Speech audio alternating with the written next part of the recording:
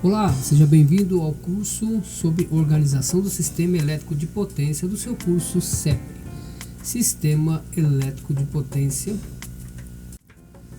Curso complementar Segurança no Sistema Elétrico de Potência CEP e em suas proximidades.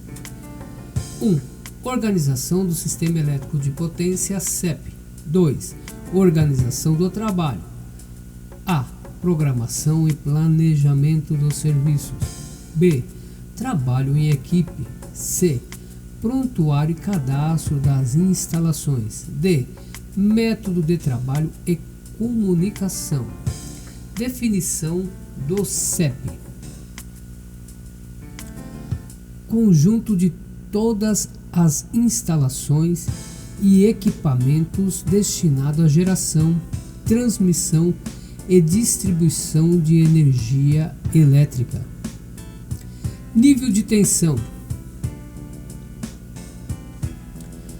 extra baixa tensão,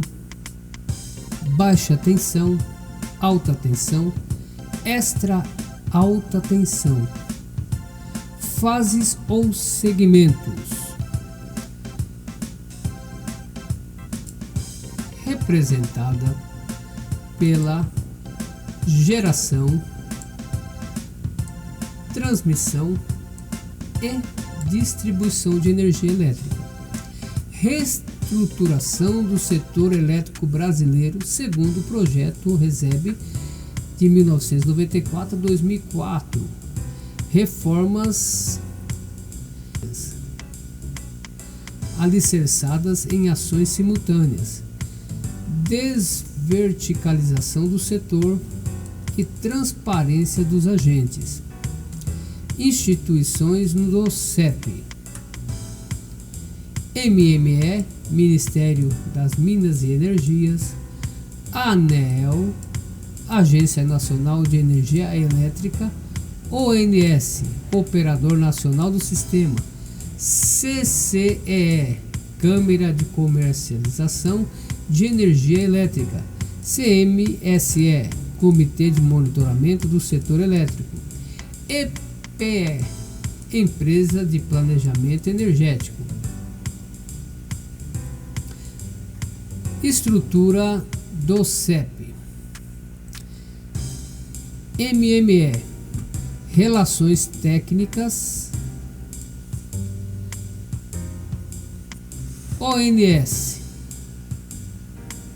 responsável pela geração, controle da transmissão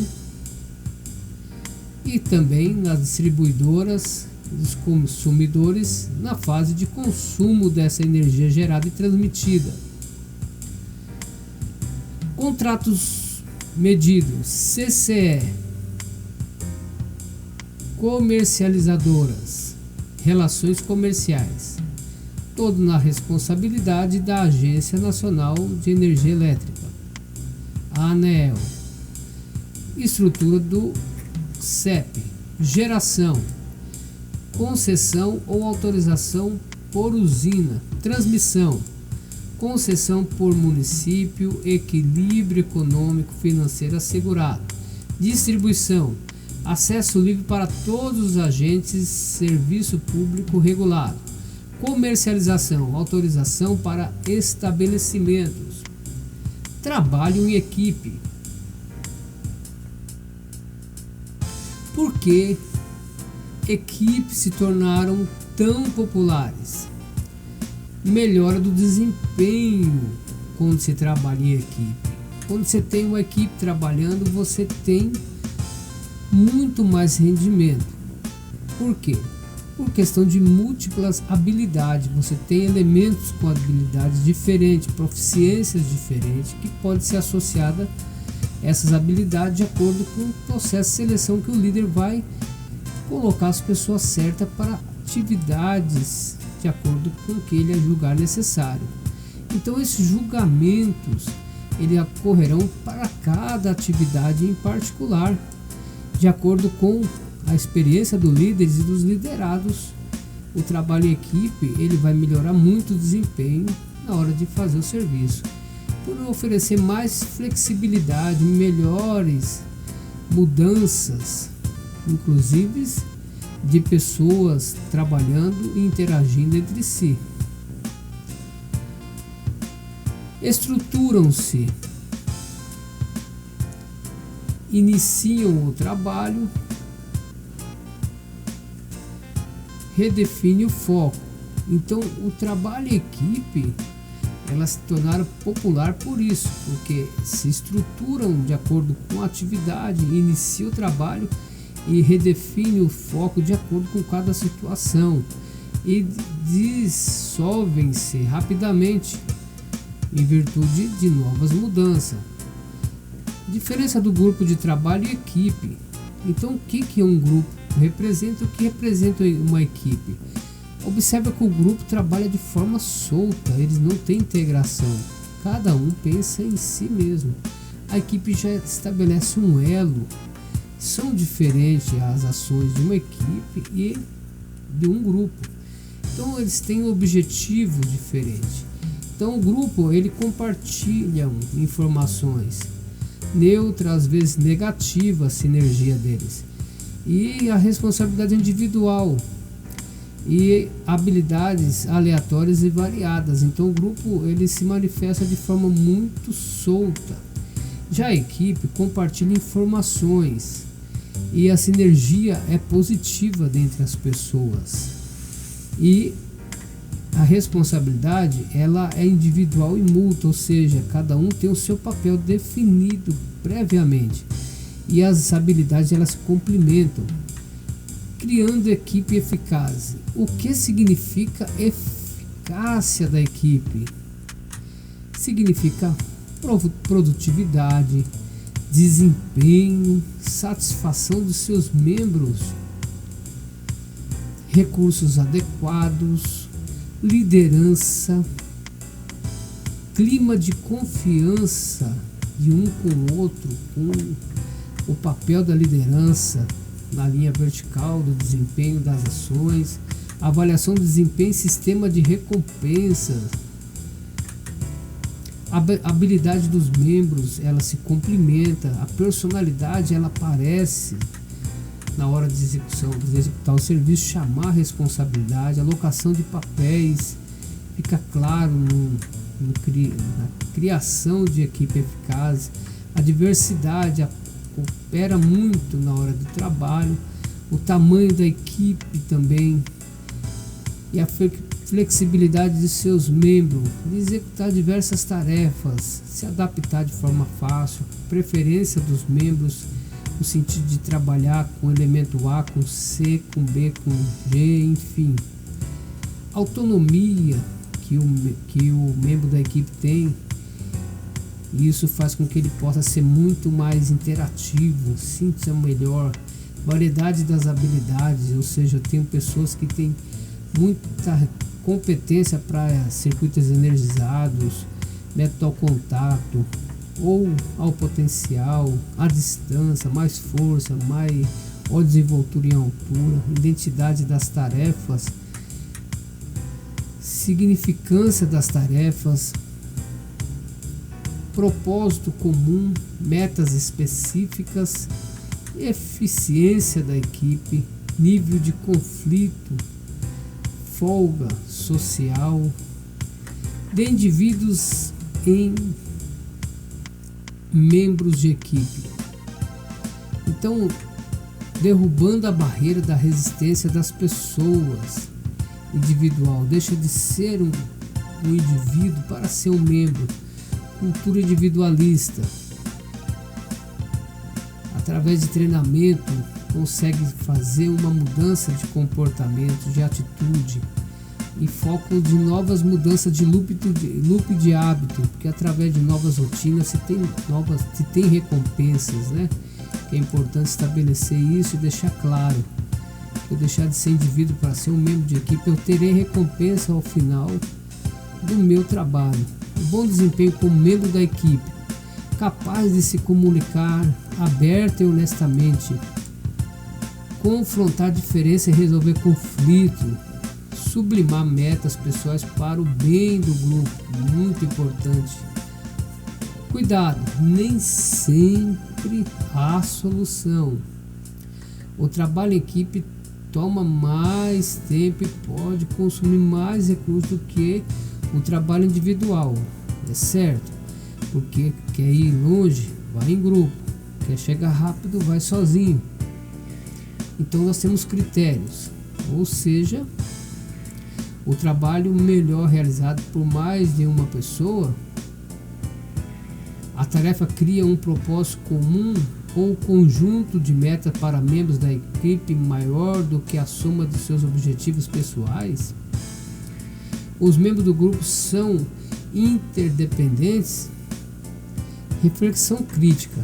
As equipes não geram conflitos? Os conflitos não são uma coisa ruim? Por quê? Então você deve apoiar o conceito de equipe. Então nós precisamos refletir isso. Se as equipes não geram conflito, sim ou não? Sim, nós temos muitos conflitos em equipe. E esses conflitos não são uma coisa ruim? Sim, são ruins, mas são base para nós tomarmos como lição aprendidas. Por quê? Então se deve apoiar o conceito de equipe. Porque embora nós temos diferenças, precisamos trabalhar com essas diferenças, porque ela vai fazer a soma de um todo, vai fazer com que nós apropriamos essa diferença em prol de um trabalho. Então, como você acha que as expectativas dos membros podem afetar o desempenho da equipe? E aí, pessoal, o que a gente pensa sobre isso? Então, a expectativa de cada um pode afetar o desempenho? Pode. Porém, um líder consciente, determinado, focado, tendo a sua estratégia de ação definida, consegue minimizar essa expectativa em particular, fazer com que todos tenham foco na tarefa. Você prefere trabalhar sozinho ou fazer parte de uma equipe? Então essa é uma coisa importante, a gente fazer essa leitura, entender, porque não se faz nada sozinho no setor elétrico. Então a gente precisa entender, conhecer nós mesmos. Por que nós preferimos trabalhar em equipe ou sozinho? Então compara a sua opinião com os demais colegas, para a gente entender. Então, programação e planejamento de atividades. O que é planejar? O que é programar? Como fazer programações eficientes? Então vamos lá. Acredite no valor de programar, planejar suas atividades. Você precisa acreditar. Então isso significa uma força mental, uma perspectiva mental. Eu preciso ter um plano mental. Fase de avaliação, ou seja, o momento que eu estou fazendo abstração do que eu vou precisar. Entenda, estabeleça o objetivo da atividade, ou seja, eu preciso ter um objetivo em mente para me estabelecer minhas metas. Enfatize-o, declare-o. Isso é uma abstração, é numa fase de exposição de ideias, de conversa, nível de entendimento.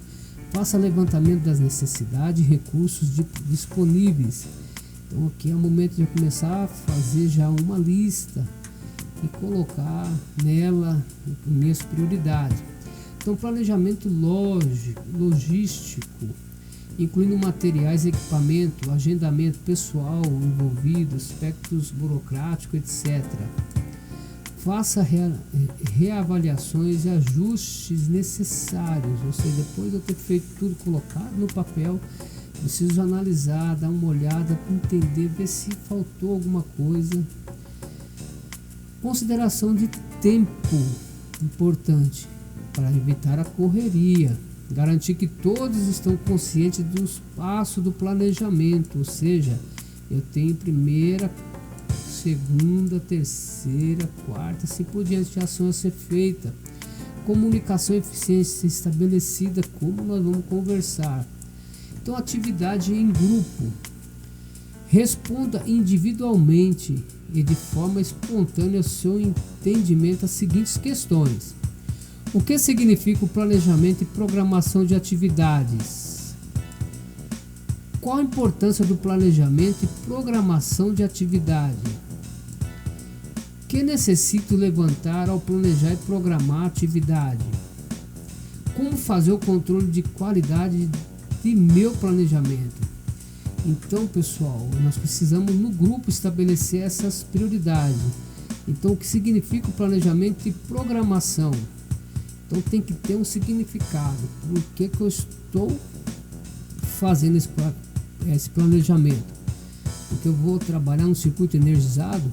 Sim, programação. Então, vamos programar com relação ao tempo, aonde, para que eu possa ter apropriado todos os equipamentos, ferramentas, materiais. Então, qual a importância do planejamento e programação da atividade? Qual que é a importância disso? A importância é quando chega na hora de executar, eu ser eficaz. E que necessito relevar ao planejar ou programar a atividade? Então, eu necessito do quê? Então, eu necessito de uma lista de prioridade. Meu ferramental, meus materiais, minhas ferramentas. E aí precisa estar tudo colocado, minha equipe, os recursos. Como fazer o controle de qualidade do meu planejamento? Então eu vou fazer um controle de qualidade em cima do que? Eu vou pautar ele em checklist, onde que eu vou fazer a declaração. Método de trabalho no CEP. Então vamos lá.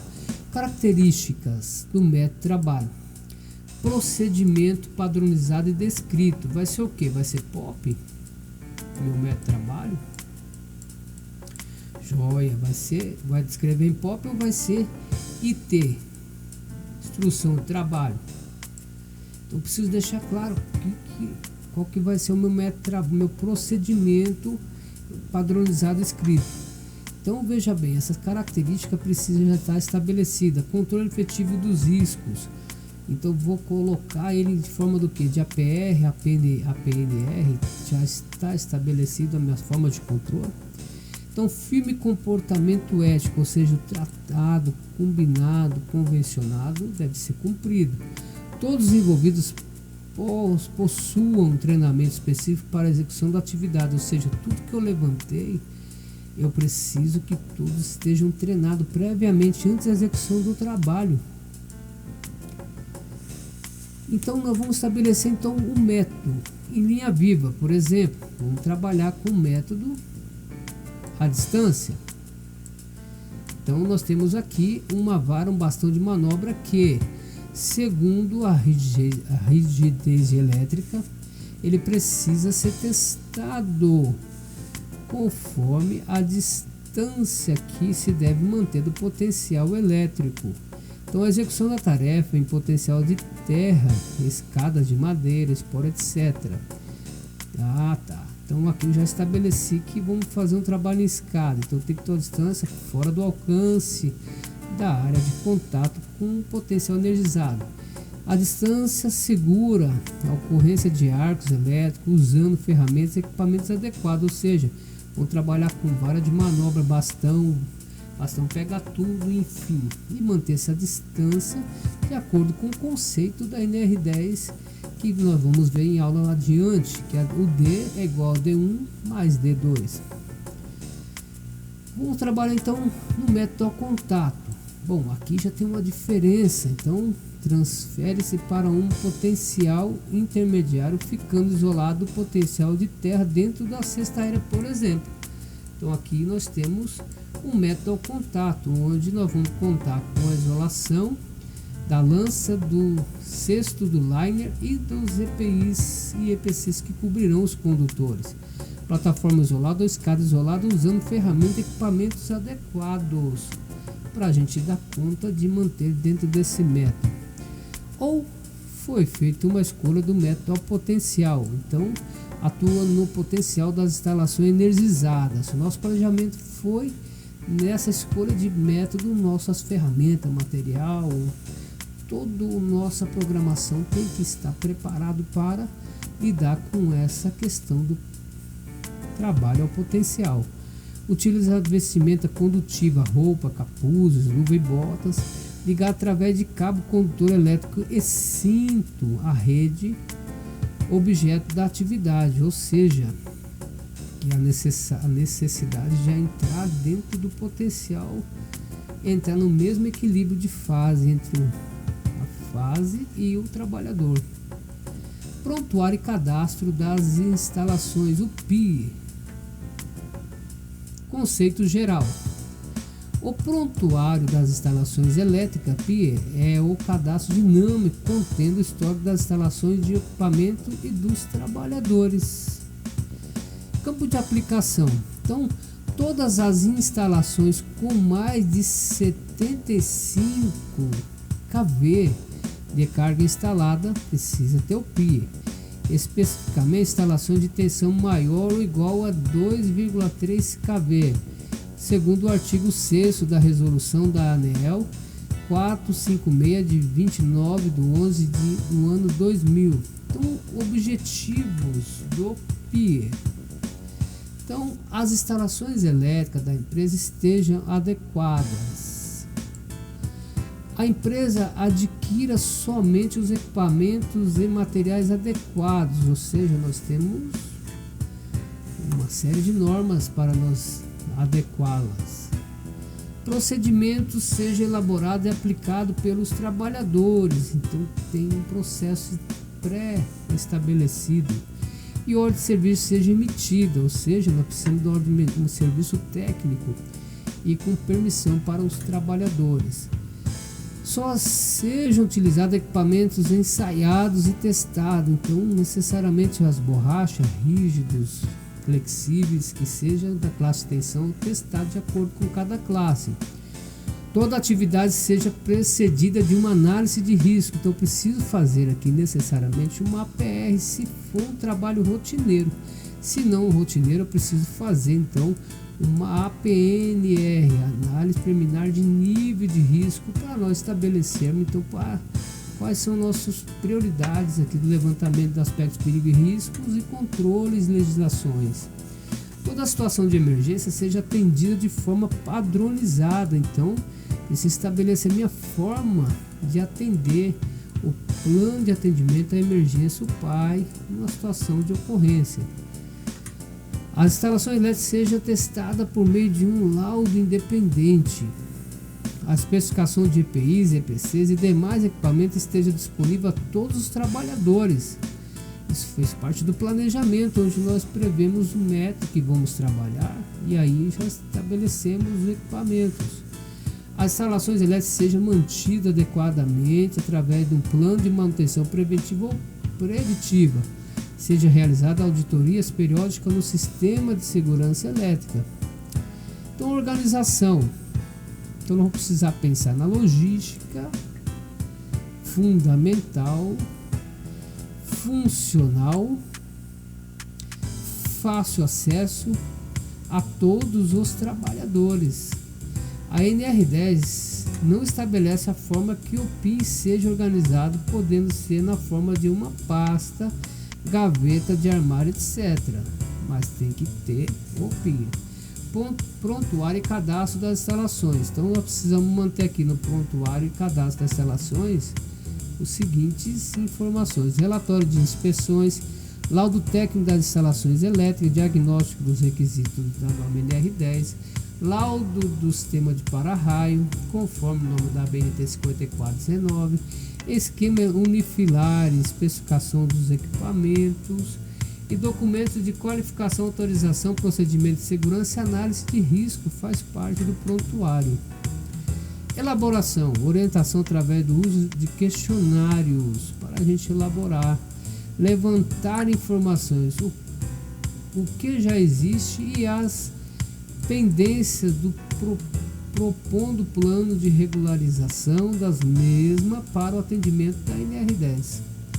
Então, elaboração, instalações elétricas, gabine de subestação, encaminhamento de média tensão, quadro de distribuição, quadro de iluminação e tomada de serviço, painéis CCM, centro de comando de motores, encaminhamento de cabo, levantamento de carga, geradores, sistema de incêndio, iluminações de tomada, máquina de solda, cabos de baixa tensão, sistema de telemática, sistema de sonorização e busca de pessoas, circuito fechado de CFTV, sistema de ar condicionado, falcões e BBAs, bombas de água gelada, levantamento dos equipamentos, sistema de detecção de alarme de incêndio, controle e acesso de frequência, descarga elétrica atmosférica e surdo, transitório elétrico, choque elétrico, eletricidade estática e faiscamentos em áreas e instalações convencionais e outras áreas classificadas como de risco X, desenhos básicos ou reformulações de projetos, supervisional predial. Elaboração: diagramas unifilares, sistema de iluminação e sistema de força motriz, planilha para aquisições, exame dos transformadores a óleo e a seco, motores elétricos, comunicação visual a que se refere às diversas instalações, protocolos e ficha de controle, estudo de harmônicas ou harmonia, outros testes e relatórios, plano de manutenções preventivas, programa de preventiva e corretiva, controle sobre as instalações, atividades técnicas em seu meio ambiente e memória de cálculo e desenhos, e treinamento do pessoal, segurança do trabalho e outros, prontuário e cadastro das instalações. Penalidade: portaria número 126, 2005, Ministério do Trabalho, portaria 143, 2005, Ministério do Trabalho.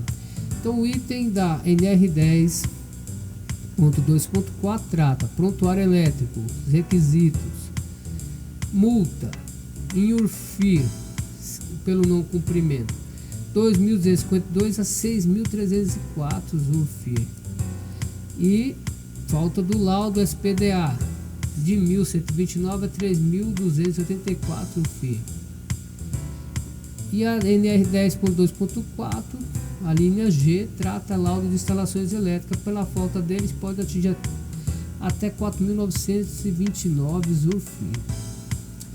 Então, com isso, nós chegamos ao final desta aula e vamos então agora pegar alguns conceitos para nós termos uma noção a respeito do sistema elétrico de potência, sua forma de distribuição e organização. Não vamos associar a eletricidade à conta de energia elétrica que você recebe todo mês, porque aí já começaríamos mal. Mas sabe aquele banho quente que você toma quando chega cansado do trabalho? O futebolzinho sagrado de quarta que você assiste na TV?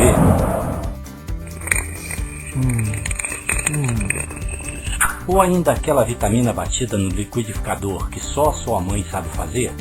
Pois é, esses prazeres da vida não seriam possíveis se não fosse a eletricidade.